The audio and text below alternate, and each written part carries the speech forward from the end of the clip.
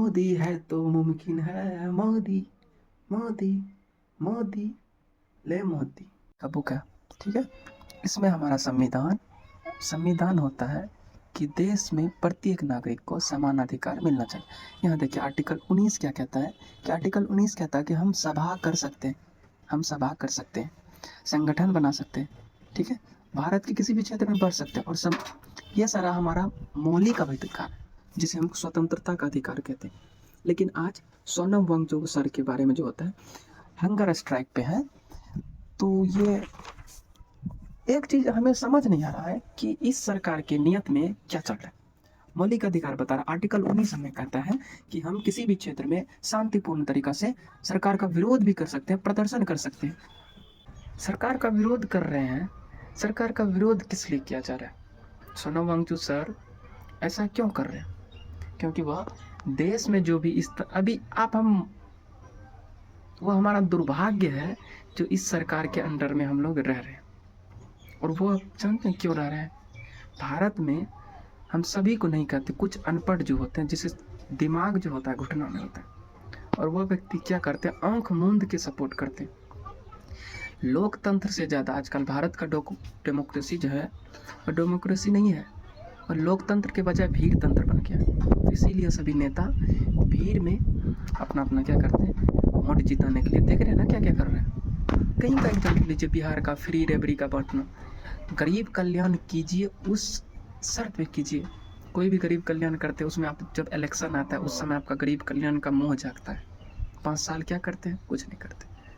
तो हम यही कहेंगे, तो ये पॉलिटिक्स सब जो पढ़ते हैं ना, ये सब सिर्फ किताबी में बढ़िया है। और आर्टिकल 19 का जब सही तरीका से यदि हमारा मौलिक अधिकार, यदि संविधान हमें शक्ति देता है कि यदि हमारा मौलिक अधिकार का कोई हनन करता है तो हम आर्टिकल 32 की तरह हम सुप्रीम कोर्ट देख सकते हैं। और हमारे न्यायपालिका भी क्या है, आप मौलिक अधिकार का संरक्षण नहीं कर सकते, आप क्या कर रहे हैं?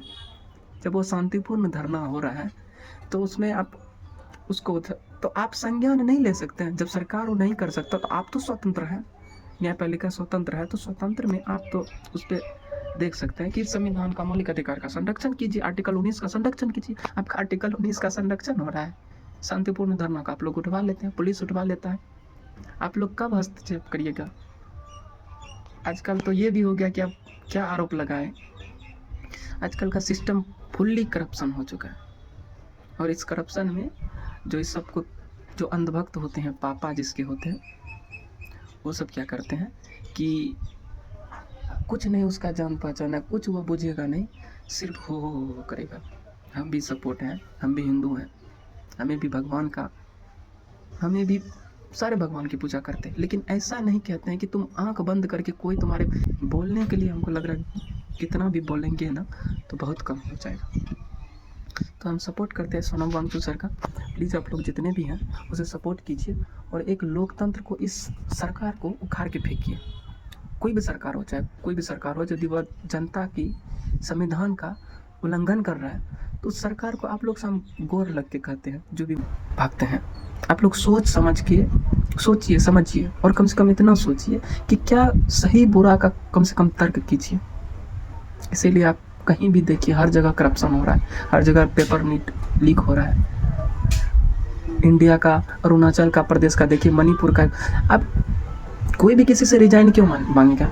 हमारे गार्जियन, हमने आपको पीएम बनाया तो हम हिसाब मांगने प्रधानमंत्री अमेरिका या रूस या पाकिस्तान का प्रधानमंत्री से मांगने जाए?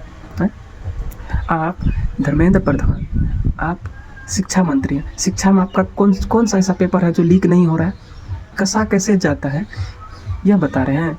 जब आपका प्रत्येक, यदि आप टाइट कीजिएगा ना ऊपर से, तो बढ़िया का हवा निकल जाएगा। तमिलनाडु में सीएम नया बना है, भले हुआ और फ्री का चीज़ कर रहा है कुछ से कुछ, लेकिन उसका देख रहे सिस्टम कितना सुधर रहा है। डायरेक्ट कॉलिंग दिया है कि यदि कोई भी अधिकारी करप्ट कर रहा है तो उसे आप कर लीजिए, जो सब विजय सीएम।